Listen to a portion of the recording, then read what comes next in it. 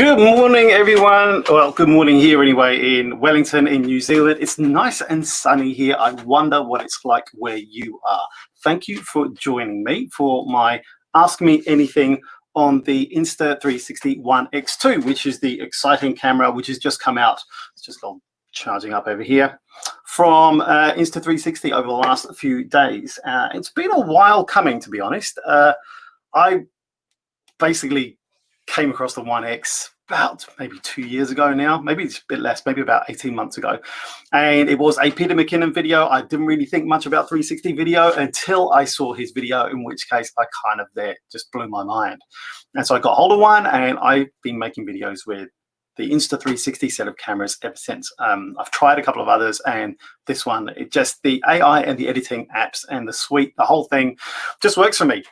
And my channel is all about user experience, as you will know if you've been following me for a while. And I put a couple of videos out in the last wee while, in the last few days on the One X2. The 19-minute, 30-second video took me 16 hours to do, just the editing on that day, and a little bit of B-roll footage. So thank you for watching. It means a lot when I put so much effort into making these videos, particularly as I'm such a small channel and I'm trying to do this and balance having 3 small kids and all the rest of it. So yeah, really appreciate that. And then also now I've got is this camera for you? Should you buy this? And I've got 3 different scenarios. If you never bought, hi Mega Axel, if you never bought a, hey, how you doing? If you've never bought a Insta360 camera or any 360 camera before, or if you've already got a One X, or if you've got a 1R and you're feeling like, have I just wasted my money? You haven't. The 1R is still a fantastic camera. For me, I just prefer the form factor of the long, narrow design of the One X2. I just prefer that in my hand, and let's get this closed properly, and in the on the end of a selfie stick as well. And I do recommend, actually, if you haven't got one, the shorter selfie stick that Insta360 have been selling recently, pick one of those up, because I think actually it's really easy just to have in your pocket along with your camera as well. It's just a tiny bit smaller than the standard one that came out with the One X2. So I think that's a nice little variation that you can get to pick up and step up your game a little bit. All right, so I've got 5 questions already from my community tab and other videos that people have sent me. But I'm really curious as to about what your thoughts are as well. So as we go through this video, let me know, are you tempted by the One X2, or you're thinking, I'm already quite happy with my One X, or are you thinking about alternatives like the GoPro Max or something a little bit older, perhaps you're going to pick up secondhand? It's at that time of year, isn't it? It's kind of like end of October. It's now beginning of November here in New Zealand. The rest of you kind of got a little bit catching up to do. But, you know, Black Friday is coming up in about 4 weeks' time. And then you've got Cyber Monday, and then you've got all the sales. I know it's going to be weird this year with coronavirus, and you're not going to be able to get out to the shops, and just everybody's been a bit slow in their development. But I imagine there's going to be a pile of stuff coming out in the next wee while. We've already had the GoPro Hero 9 that's come out recently. We've had the Mavic Mini 2 that's been leaked extensively. If I had a Best Buy here, I'd be going to a Best Buy to see if I can get one too. I'm actually tempted by the Mavic Mini 2, actually. I've never had a drone before. It's actually quite difficult to fly drones here in New Zealand. But if I was going to get one, the Mavic Mini 2, as a complete novice drone flyer, would be the one that takes me over the line. And I think it's going to. Anyway, let's get back to some of the questions. If you are interested in buying a One X2, I'd really appreciate it if you use this link. You can screenshot it, have a look at it later. It's an affiliate link, so yeah, I get a little bit of commission, so you can help me out, and you get the best price that Insta360 are putting out there on their website right now. I'm not sure if it's going to be coming out in on Amazon, or when it's going to be coming out on Amazon, but I'll let you know. Hey, eBorder, yeah, the short 1R stick is amazing. I have to agree with you. It is really, really cool. I really like it. I was a late convert, but I do love it now. It just lives in my pocket when I'm carrying around my 360 cameras. Hey, Ken, nice to see you here. eBorder, happy with your One X. I want the shadow clone feature though, so we'll upgrade in a few months to the X2. Nice. Do you know what? One of the things I should mention is that, you know, there was all that kerfuffle a little while ago where they made the universal app, and they took away quite a few of the features that were available for the 1X. Well, just a couple of days ago, they brought a lot of them back again. Not all of them, but some of the ones that people were really missing and really upset about, they've been brought back again into that universal app. So if you haven't downloaded the update recently and you do have a 1X and you're thinking about, well, am I going to buy this 1X2 or not? And it's just because of the AI stories, just check first and you might be able to save yourself a little bit of cash. But what I think is going to happen is that as we go through a little bit of time, they're going to start differentiating out the 1X2 with some extra features that are going to be available just for the 1X2 and not for the 1X. Part of that might be around the capability of the 1X compared to the 1X2, but part of it is going to be, they're going to try and upsell you to the 1X2, which is fair enough. They're a company. They're making the hardware, but they're also developing that software, and that takes time and money. They've got to pay those developers in order to do that. So the 1X2 is about a 2-year-old camera now. I can expect that as it approaches 2.5, 3 years old, they're not going to stop supporting it, because I actually don't genuinely believe they're going to do that. I think they're going to carry on with that for at least the next 12 months. But you can start seeing that differentiating to happen, I think. Hey, Explore the World, nice to see you. And your decision is to stay with your 1R and just order the Pocket 2 instead of the 1X2. Nice. Let me know how you get on with it. I have the Osmo Pocket original one. I don't really use it anymore, though, so I'd be interested to see how you get on with it. What I do like about the Osmo Pocket is the ability to do the panoramic shots with those 9 photos that are arranged in a grid, and you get a nice, crispy, high-res shot. And if you export those out into Lightroom or something like that, you get a massive, massive file, which you can do all sorts of interesting stuff with. Mega Axel question: Insta360 X2 works only with the original selfie stick? No, it doesn't. You can use it with any selfie stick that's narrow enough to be stitched out by that software. So you just need a skinny selfie stick that's narrower than the actual body of the camera, or at least not as wide. Okay, no wider than, I mean, right? So if you have another selfie stick, that'll work. You'll be fine. Ken. Question: can you configure the shutter speed, ISO, etc.? Yes, you can, without using the phone. Yes, it does have the settings available for you to do that, to go into manual on the actual camera itself, just like on the 1X. But you are going to be able to do that. Do the resultant settings persist in the camera between restarts? I haven't tested that. I know that they did on the 1X. I would be very surprised if they don't on the 1X2. And if they didn't persist, I would be contacting my people at Insta360, because now I have people in Insta360 that I can contact, and they would probably try and fix that, because I think that that's a critical thing, right? If you're trying to take photos, you don't want to be switching it off or switching batteries and then losing all your settings.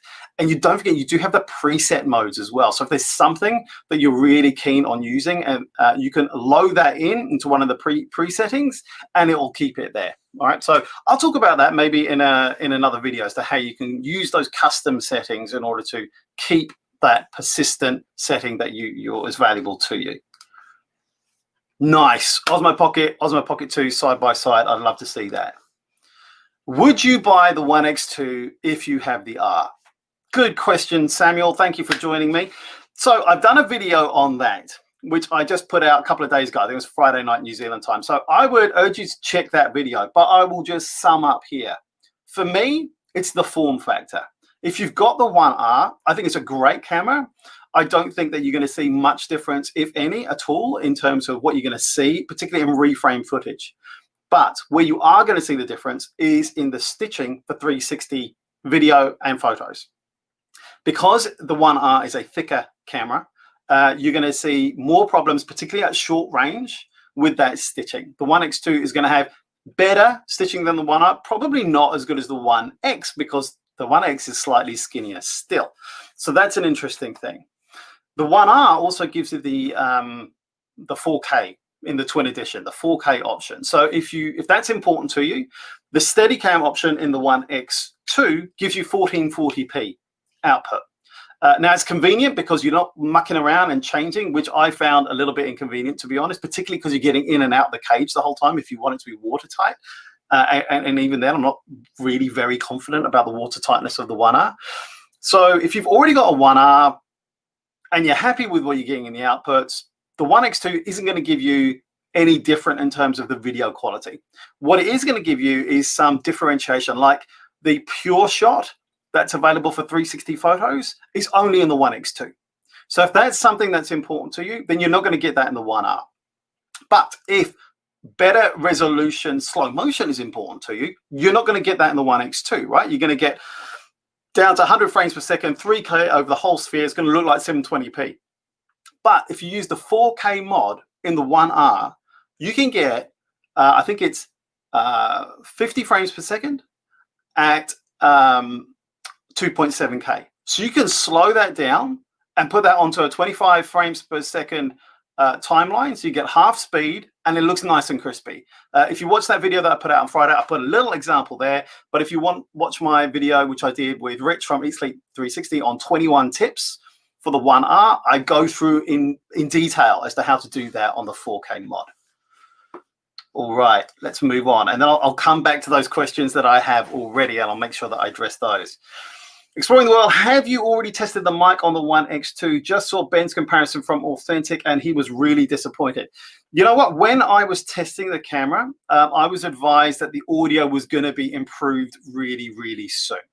So I deliberately held off because the audio wasn't quite ready for the launch day, but they wanted it ready, wanted as much time as possible before it actually ended up in people's hands, right? Before they actually started dispatching the retail kits to people, they wanted to make sure that they had that software ready so that as soon as you unwrapped it, you got it, and then you can have the best audio possible. So that might be the issue, is that basically they were perhaps testing something that wasn't quite ready yet. I was specifically told the audio isn't as we would like it to be, so perhaps that's not the best thing to focus on. But I will definitely be doing an audio test soon. As soon as I get a heads up that the audio is where they want it to be and it starts getting into people's hands, I think that's a fair enough point in time in which I will test that audio, because the ambisonic audio, I think, is going to be a really big selling point. And it's one of the things that I think the Insta360 cameras are not very good at, which the GoPro Max kind of stole a march on them. And for many people, the audio was a big reason for them to get the GoPro Max.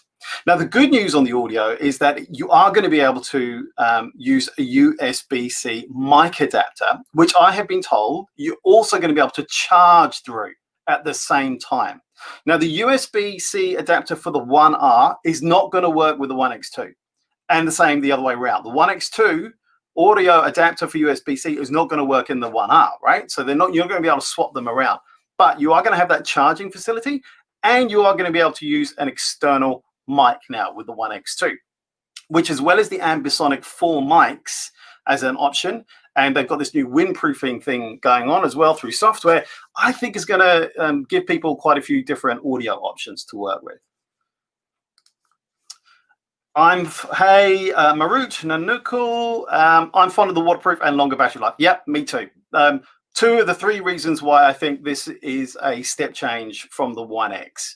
The waterproof, longer battery life, and the screen with live view and the big color readout, which is easy for you to navigate around rather than kind of like pressing all the buttons of the 1X. It's doable on the 1X, but also it's not very visible as well in bright sunlight. So often I would get myself in the wrong mode, end up taking a photo when I thought I'd taken a video, that kind of thing. So yeah, that was a little bit of an issue. Here we go. Ken, I believe the 1X only lets you set video shutter speed to auto faster in camera. You can't set specific shutter speeds. I was wondering if you can set specific shutter speeds in 1X2. Do you know what? I'm going to have a look now. I haven't actually, I probably did look at it, but I can't remember what I did. Let's have a look. I still haven't turned that sound off either. That's a real pain. Let's have a quick look now.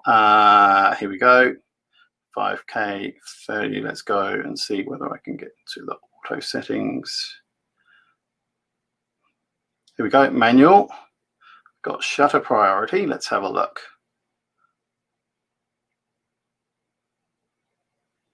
There we go, manual.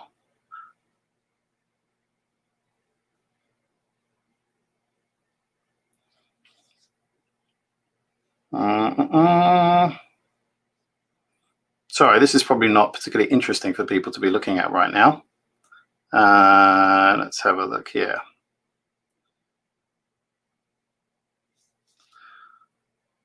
I should probably look at this another time, and then I will probably, I'll put a comment on the bottom of this video, hey, and then you'll be able to see whether I've done that or not, but it's a good question. Let's have a look. Any more?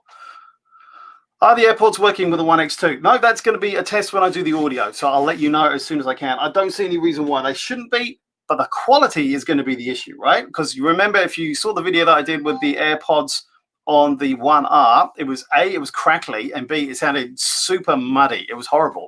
And I was testing them with the AirPods Pro. So I'm not sure whether they had updated their software to work with that AirPods Pro, but yeah, you can have a look, watch out for my video on that as soon as the audio stuff is up to scratch and I get the okay that they're happy with it.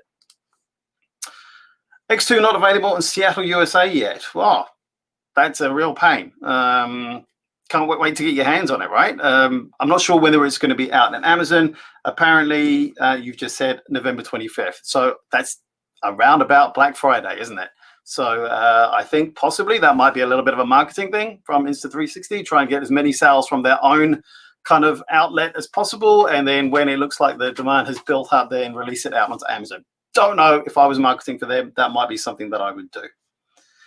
Yeah, I agree. I think the AirPods quality is a really big issue. I would love to see that working better. Although, you know, for some people, even using it on Apple iPhone, they find the AirPods Pro audio disappointing. So the crackly thing, though, that I don't get that when I'm using it on my iPhone. That's definitely an issue when we're connecting with the Insta360 One R in my case. All right, let's got a couple other questions here. Louis Alviles. I recently bought a One R from Prime Day sale and can still return it for this One X2 since it is unopened. I saw Insta360 was releasing a new camera today, so I waited to see what it was before opening it. Keep the One R or trade for One X2? Like I say, I think depends upon how you're going to use it. If you are action camera oriented and you need an action camera, something a little bit more robust, one of the things that you need to remember is that the Insta360, any 360 camera is not robust. Those lenses are super fragile. You have to take care of them all the time. If you get them scratched, it's a real pain because you need to get them replaced, and that can take time and it's expensive. The 4K mod, you've got the hardened glass on top of that. Now, one of the things that you might want to consider is that GoPro Hero 9, they've now gone back to having that replaceable lens thing. Hey, what's happened here with my focus? The replaceable lens thing on the front of the camera. Whereas the GoPro Hero 8, it didn't have the replaceable lens at the front. Hero 9 has gone back to that. So that's a low-cost replacement. Come back. For you to be able to sort out anything if your lens gets scratched. Now, I'm not sure about that for the 4K mod on the Insta360 One R, but that's one thing to bear in mind, is that you have that toughened glass. And it's that thicker body with the cage, which I find not optimal for me. I prefer the slim unibody, and I can live with 1440p if I just want to use one lens with a wide angle. So yeah, for anybody, it's a judgment call in terms of what is it that you prefer, what are you going to use it for. For me, the One X2 wins every time. However, the 1-inch mod for the One R, I can see myself using that quite a lot still for that crispy photo and video in low light. I think that's going to be where it really continues to perform. All right, next question. I hope that helps, Luis, in your decision. JYL Fishing TV. Worthwhile purchase for those with the Insta360 One R already. Higher bitrate for video really makes a difference. I'm not sure whether the bitrate for the video that you will see for the One X2 would be any different, or would be visibly any different if it was from the One R. I think the One R itself is still an excellent, top-notch Insta360 camera. For me, it's a form thing. So if you've already got a One R, ask yourself, are you happy with the stitching, the video, aside from other aspects of video quality? If you're happy with your One R, I don't know. perhaps save your money or perhaps sell your 1R in order to get the 1X2. If you've had a 1X and you sold it because you upgraded to the 1R and you're like, I really miss my 1X, I like that feel of the unibody camera, maybe that's something you might want to consider. Depends upon how much you miss and value this unibody feel. The screen, the big circular screen, I do prefer it. I think it is a bit bigger and it's a bit more responsive than the 1R in the tests that I was doing, certainly. And the waterproofness as well. If waterproofing is a big deal and you're worried about things like fogging or the connectors coming loose and you're having to use it in the cage, this you don't have to. I mean, like, nobody's been using it for long enough really to see if it fails in the water, but I already feel more confident with the build of this camera. All right, let me just go back into the comments and see anybody else. Okay, right, no, it's fine. Next question I have from here, Dave Marriott. Can you use a USB-C microphone plugged directly into the 1X2? I went to Insta360 with this question and their response was no, you're not going to be able to do that. You're going to have to use the USB-C adapter, which they will make available, I don't know, I guess sometime soon. But no, you're not going to be able to use your own USB-C microphone directly plugged into the 1X2. May not be the news that you wanted to hear, but hopefully that is helpful to you. Let's just see what's going on over here. Let me go back over here. Here we go. Yep, Super Chat is available. If you do fancy dropping me some dollars, that would be great. I'm going to be here for about another 20 minutes or so. Then I've got to take the three girls out to a school fair. So if you've got questions, keep them piling in and I'll do my best to answer them. Let's see what else. I've got another question here. Excuse me. Bose QC15 asked me 2 days ago, got in early, can the Insta360 1X2 lens guards be used on the Insta360 One? I have no idea. It's a great question, though. I never had the Insta360 One. I've never seen an Insta360 One. They're pretty rare here in New Zealand. And I see the odd person who uses a 360 camera every now and again, but I still get strange looks when I use them. So no, I've never seen a One.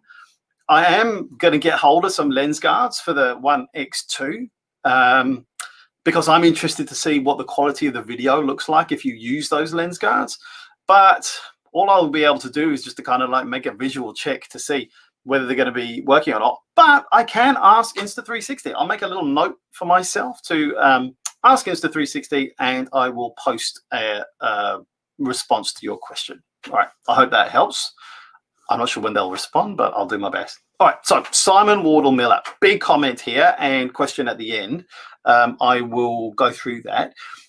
He says, most likely I will sell the 360 mod and 4K mod and stick with the 1-inch mod whilst retaining my GoPro Max. I will probably grab a X2 simply because the form factor is so darn good and I now miss my 1X. So yeah, the form factor is really one of the big selling points on this camera. What I cannot forgive though, is the claim that the red dots of doom have made it onto the X2. If this is true, and I'm told it is, it just beggars belief that Insta think that's acceptable on a new model 2 years after the first model with the same issue. That's one thing of many that I love on the Max. Insta have a real problem with a blindness to their weaknesses and try to dazzle away any negatives by rehashing old tricks in new boxes. I love Ben Claremont's brutally honest review that calls them out on this. Wow. Well, yes, I am familiar with the red dot of doom. I didn't see it that often when I was using the 1X. To be honest, it didn't bother me that much. Yeah, I know it can bother you if you're using it professionally, but I use it kind of semi-pro. It doesn't really bother me that much. I haven't seen it in my tests that I've done with the 1X2, but I may just not have had the right conditions. It's been pretty grey and overcast here in New Zealand. Sunny today, of course, but in the last wee while. What they have done is, you know, you would get that differential between like the two lenses. You get this big stripe. If you watch my Mount Doom video that I put out maybe 3-4 months ago, you'll see in the opening scene of that when I'm walking down this track in this national park, you'll see this kind of like really big, bright sunlight being dispersed, and then it stops. And then the second half, the bottom half of the screen is much darker. Okay, that's the two lenses. The image is being stitched together, but one is much brighter than the other. Now, what Insta360 say is that in the documentation that they sent me is that they've dealt with that.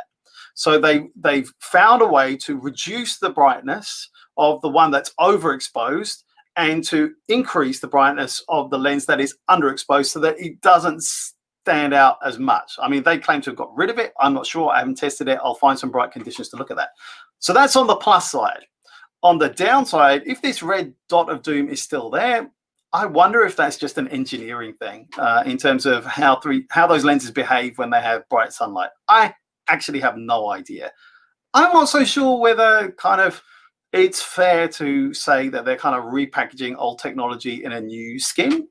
I think that they have made significant improvements.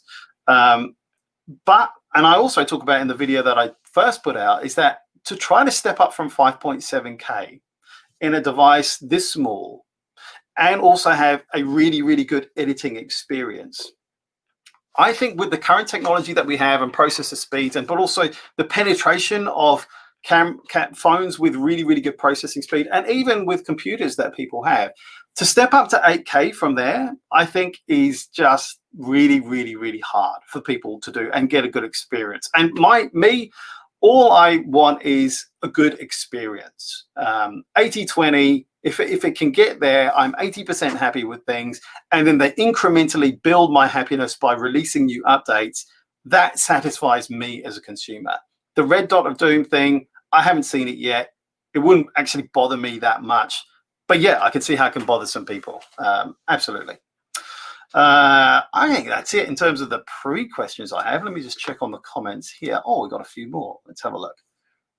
Can you use the Insta360 one-arm mic adapter? Chain-S. You may have missed it because you came in a little bit late, but thank you for joining me. And the answer is no, you cannot.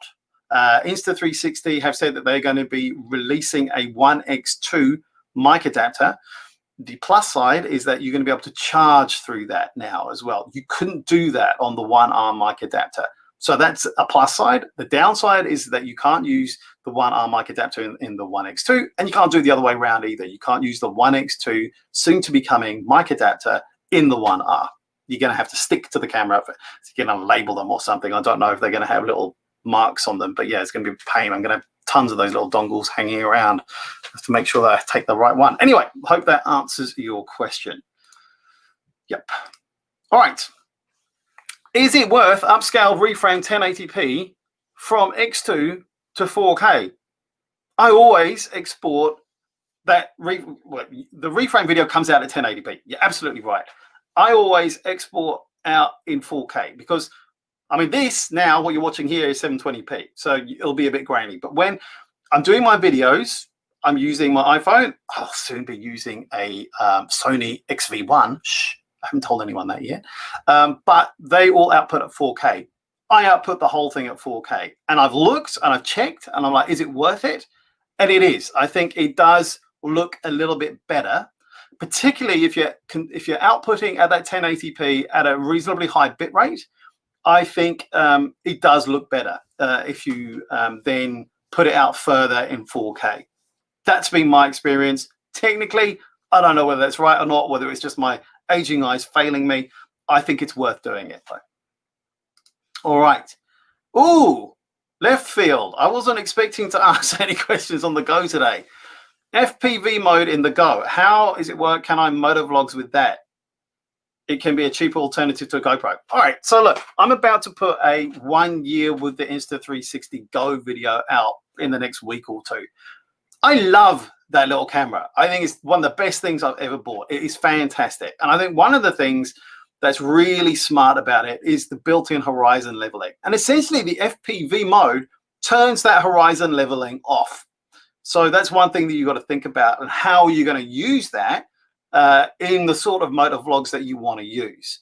For me, I think it is just, it's a no-brainer. I love that little camera. I don't know if they're going to update it or not. I know that Akaso just put out a little 4K kind of like thing that they want to compete with it. They did kind of approach me to see if I would be open to them sending me one. And then I said, yeah, sure. And they never heard from them since. So I know that Ben from Authentic has just kind of like put out a video from it. Haven't watched it yet. Don't know what he thought about it. So you might want to think about that as a possible alternative. But personally, it's the AI in the Go that really, really works. The FPV mode, I haven't used that much. I am going to try and get hold of an FPV drone so I can have a little bit of a muck around.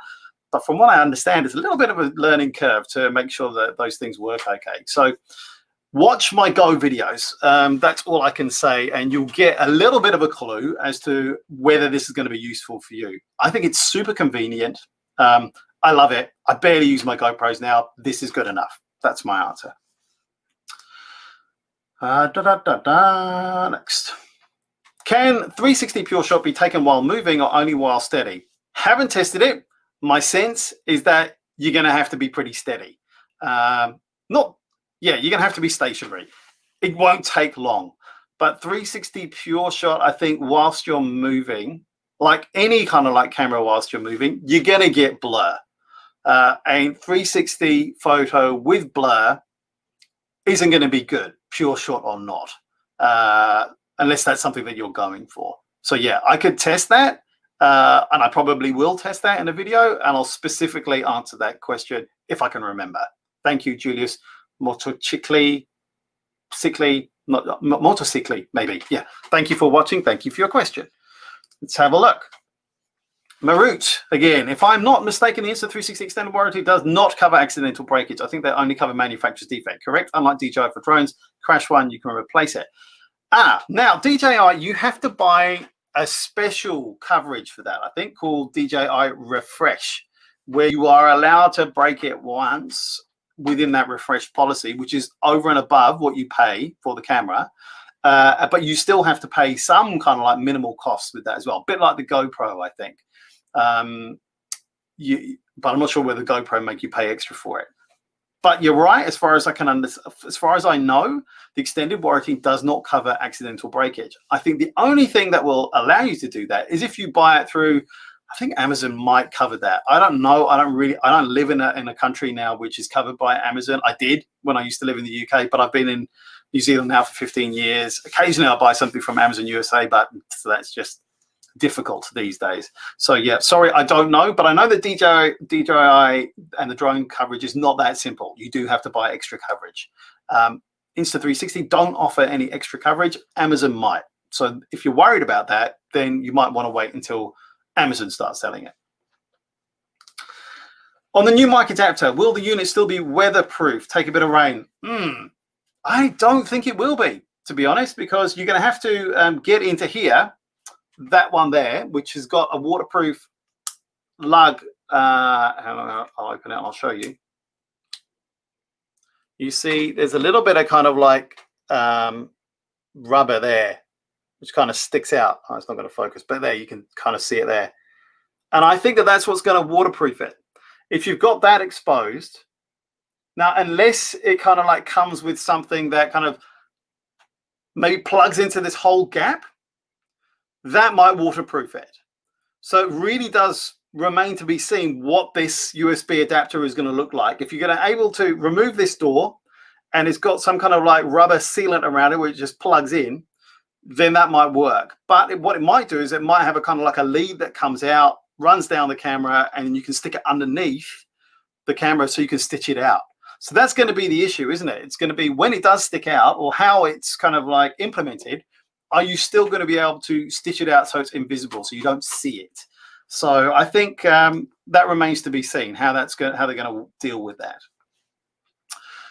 Kanarika, hi, thank you for joining me. I have a question about the internal microphone. Is it any good? Usable for vlogging, family videos? Thanks for the answer. Simple answer is I don't know yet. So Insta360, when they sent the camera to me, they said the audio is probably not where we want it to be, and it probably was where they wanted it to be about 5 hours before I released the video, by which time it was already done. So I will test that, and I will put out a new video probably in the next week or so, specifically on the audio and a few tests with that. So stay tuned, make sure you subscribe, come back to my channel, and I will be able to answer your question. Thank you. It's a good one.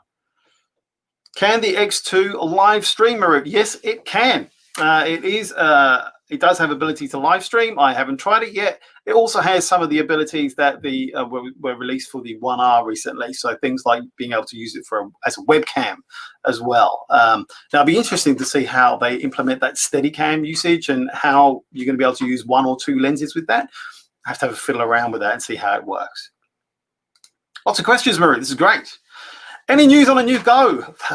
The current version, the IQ, is terrible. I was shocked how bad it is. Really bad 1080p. A shame because everything else I like about the camera and I like the concept. I think you're a little bit generous. I think it's kind of like upscaled 720p, to be honest. I don't know if it's terrible. It's probably not where I want it to be. But, you know, your opinion is as valid as mine. I kind of like, for me, the convenience and what I can get out of it outweighs the quality because I'm not really looking for like massively cinematic shots out of it. It would be great if there was a new Go on the horizon. I haven't heard anything yet. And I do have a bit of digging around every now and again for links and stuff on the FCC website and stuff. I haven't seen anything, not a sniff. So I think the Go is good for now. I will be putting out a 1 year with the Go video coming out quite soon. Hey, I'm promising a lot of videos quite soon. I've got to be careful about this. Who is next? No problem. My pleasure. That's what I'm here for. We've got about 10 minutes left, right, fellas? So girls, women, everyone, all genders, 10 minutes left for questions. And then I've got to go. Although it's very quiet upstairs. I think maybe the kids have fallen asleep or they're watching TV or something. Fortunately, my wife is up there too. Is the X2 lens guard only a guard for storage or can you take vids with it on? Distortion. That's what I asked Insta360 too. And that's what I put out on my video, I think, a couple of days ago. It was like, yes, you can get lens guards. It'll be interesting to see how it affects video quality. My understanding is that like, they're going to be like the 1R. We had lens guards available and they pop on top of the lenses. So you can video or take photos with those lens guards on. But the big question is, how is it going to affect your shot, right? Video or photo. So still an open question. Good question. I'll test when I get hold of them. Ian. Hey, Ian. Does Insta360 X2 footage look okay on a TV? As I've read, it looks great on a phone screen, but it looks like mush on a TV. Is this just people being fussy? Well, how big's your TV? When I watch them on, this is a 27-inch iMac that I watch them on. Let me just take this off screen so you can see my chin. Oop. Oh, thanks, Dave. Yes, you can. You can still buy the 1X. Sorry, I've jumped into another question. But yes, just quickly, yes, you still can buy the 1X. Hard to get hold of, though. Try the Insta360 site. They're definitely still selling them there, I think. Might not have stock, though. Sorry. Yes, back to this one. Well, you have to remember they're going to be exported out in 1080p if you're using it on the app. You're going to get better quality if you're exporting out of the desktop. But it's still 1080p because that 5.7K that it's advertised as, you have to remember that it's over the entire sphere. So it does look better than the 1X. I will say that because of the H.265 codec, it means that you do get more detail. It does look sharper. It's not going to look like a 4K camera though. It's probably not even going to look like a 2.7K camera though. If you're using your 4K mod, for the 1R and you compare that with the export that you get from your 360 mod, it's going to look mushy. All 360 cameras that are recording at 5.7K are going to look mushy if you're going to have reframe footage on a big flat screen. They're not going to look super crisp like on a 4K or an 8K Samsung S20 or something like that. It's not going to compare. But it's horses for courses. That's what you get for 360 cameras. If you want to get something 8K like the QCam, yeah, you're going to get better video quality, possibly, but you're going to have a real pain in the ass trying to get that quality out of the camera, out of the software, rendered, and then you being able to watch. For me, the convenience outweighs the hassle of working with 8K cameras in 360. That's just my view. But yeah, I think there's something in that. Thank you again, Dave. Thank you, Maru. Thank you very much. That's really cool of you. Samuel. I would like to become some sort of Insta360 ambassador as you are. Any advice? I will start uploading my 360 as that would obviously need to be done. Yeah, would need to be done. All I can say is that I only got approached after doing about 1.5 years of videos with the Insta360. I'm not an ambassador. They just send me stuff to review. There's no strings attached to it. I'm not asked to give a particular opinion or anything. If I'm critical, and I have been critical, like of the 1R, which I got sent. My loyalty is to my own integrity and to the audience. So if I get sent a camera from anyone, I tell you right up front on the video, and you can choose whether you want to watch or not. And if you check my track record, if you look at all of my videos, I'm good at pointing out what the pros and cons are and kind of leaving it up to you to decide. But then I'll tell you what my thoughts are, but I'll be very clear about what my thoughts are and what they're based on. Or maybe sometimes it's just a hunch and I just kind of like it. Like this thing, I'm sure that there are faults with it that I'm going to find, but I just like the 1X form factor. I love that camera, and I like the form factor of this one too.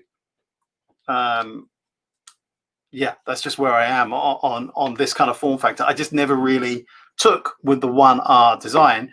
What I am going to be getting is the boosted battery, and then using that with the 1-inch. Now, I know it's not going to be weatherproof, but I know that also then it's not going to have to sit in a cage. And I reckon that's going to be a machine. I reckon that's going to be great for really crispy 5.7K flat video. Now, that is going to look fantastic on a big screen. So if I was going to kind of like go anywhere with my 1R, and that's what I'm going to do, is going to get that boosted battery, have that 1-inch sensor, have really crispy photos and nice video for when I need it. So that becomes my B cam for when I'm not looking for reframe footage, but I'm looking for maybe big, wide establishment shots with that 5.7K flat image. Thank you, Samuel. That's really nice for your vote of confidence. Right, I got 5 minutes left. So I think I'm out of questions here. I am also just wanting to make sure that I wish you all well, right? You guys, the world is a weird place at the moment, with all the stuff that's going on with elections and coronavirus and all the rest of it. I just hope that you're all safe and taking good care out there as well. Keep yourself safe, keep your family safe, wear a mask if you're out in public. All that. I don't care about the politics of wearing a mask and what it means. I work in public health, right? I know that in the majority of cases, in the majority of situations, it's really important, right? And I want you to be safe, and I want your families to be safe. And it's a really hard time out there. So appreciate you taking the time and spending it here with me this morning. I hope that my videos are a little bit of relief, a little bit of welcome relief from the craziness in the world at the moment. All right, here we go. Last couple of questions. Celise FPV, can I get a camera for my quad? I can't afford to buy it, but I fly FPV and can showcase it. Get a go, man. Definitely. If you're flying an FPV, I would get an Insta360 Go. As far as I know, there is a big sort of like FPV community using the Insta360 Go now. I wouldn't have a clue where to find them, but I know quite a few people comment on my videos for the Insta360 Go. So have a watch of quite a few of my videos of the Insta360 Go. Check in the comments. You'll see some people who are kind of like FPV people. Hook up with them, send them a message, watch their channels, and learn from them. Like I say, I'm going to try and get an FPV drone, but you're going to have to bear with me while I crash it and act like a fool with it for a while, because I'm actually quite curious as to kind of like, why is the Go so good on the FPV? It's an interesting community, and they all seem like really welcoming. So yeah, give that a go. Heart Drone, I think I have in my head, Heart Drone is one guy who watches some of my stuff, and he makes some great videos using his FPV drone. Right, you have the Insta. I'm not sure which one you got. Heats up fast. In FPV mode, you can only use it for 5 minutes, right? That's the most you can use it. I know that is specifically around the heating issue. So yeah, you need to kind of like watch out for that. I'm not going to not post this. Your experience is that it's too unreliable. You know what? It can be. And for me, the biggest unreliable feature of it is like getting it going and starting it. So yeah, that's sort of like the way that it interprets the clicks. Sometimes I get that wrong and I take a photo when I really mean to be taking a video. It's the biggest fault of the Go, I have to say. But that's the only place where I found it unreliable. Other than that, it's been rock solid. So that's been my experience anyway. Living with MS in Tenerife. Just what I want to say, I bought an Insta360 Go on your recommendation. Greetings from Tenerife in the Atlantic. Greetings to you as well. I'm glad that my advice has been helpful, and I hope that you've been having fun with it in Tenerife, and I hope you're keeping safe as well. Sorry to say, get the full 5 minutes, about 50%. No, lost footage is no fun. no fun at all. I feel your pain. I've had that quite a lot with the Go. It's the worst thing about the Go, I think, is that you think you're recording and you're not. And for you, you're getting this full 5 minutes about 50% of the time. I'm sorry to hear that. That's a real pain. That's a real pain. Yeah, I know. Gotta go. Many thanks for your time and knowledge, Best, and to you as well, Michael. Thank you for joining me. I'm probably gonna have to wrap it up here. Just checking I haven't missed anything. Here we go. One more I've missed. Marut, gonna dangle my 1X from my Mavic Air 2. Fun. Yeah. Good luck with that. Should I dangle it with string or tape it stationary? Don't know. I have no idea. Better have a look at people who are used to doing that stuff. Like I say, I have no drone experience. I hope to get some soon. It all sounds very risky to me. Good luck with that. Yeah. And let's see. There's more questions. Any chance this 3 unlock? They have already. Have a look. They updated the universal app, keeping this tech. Will they unlock app features for the 1X? They have restored a lot of the app features that were taken away from the 1X when they went to the universal app. They updated the app about 2 days ago. Much of that is back. Not 100%, but much of it, and it's made people very happy. And it may influence your decision as to whether you upgrade from your 1X now or whether you're happy to continue with that, with those extra special effects that have been added back in that Stories tab for the 1X. So yeah, good on you, Insta360 1X, for doing that, because lots of people complain, including me. Good. I'm glad, Celise FPV, that you found it's been great for B-roll and shorts. That's what I use it for, really. But sometimes I've used it. If you look at my Mount Snowdon, where I went up with my daughter, it was horrible weather, and I took the 1X with me, but it just wasn't going to be usable because it was just horrible driving rain. So what I had was my Go. I had it zipped up under my waterproof, and every now and again I'd unzip it, take a few shots in those 10 seconds that you can take where it's kind of like okay for rain and things like that, and then put it back in. And I made a video based mainly on that Go footage that I took when the weather was horrible. With this, that's not going to be so much of an issue, but you're still going to get rain on the lenses, right? It's going to distort what you see. It's not going to be a great experience. Now, the Go is fantastic for just the smallness of it. So it's got me out of a bind so many times that it's just a fantastic little camera to have around. So yeah, I can't tell you, can't rave about it enough. Thanks, Marut. Nice. Thank you for all those questions. That's fine. Keeping this tech. Hope that's been useful. It's 9:47. I probably need to go. It's been great having you all here. I will just put this back up here again. Help a brother out. And also, if you feel like supporting my channel, where are we here? Oh, yeah. Come to my Patreon. Become a patron. Support my channel.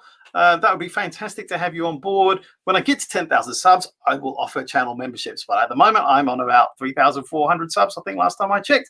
So it might be a while. But yeah, I appreciate your support. I appreciate you coming to watch today. I hope my knowledge is helpful. And I think that's been fun today. I like doing this. It's been about 6 weeks since I've done my last live stream. If you like this, let me know in the comments below. And I'll try and do them maybe once a month, a little bit more often. Fantastic, everyone. I will see you again soon. Ladies all, lots of videos on my channel. Please come and subscribe. Please share my videos with people who you think might be interested in watching them. That really, really helps with my stats and the algorithm, all that YouTube-y kind of like stuff. All right, ladies, I'm off. I need to make a cup of tea and calm down a bit. All right, see ya. Bye now.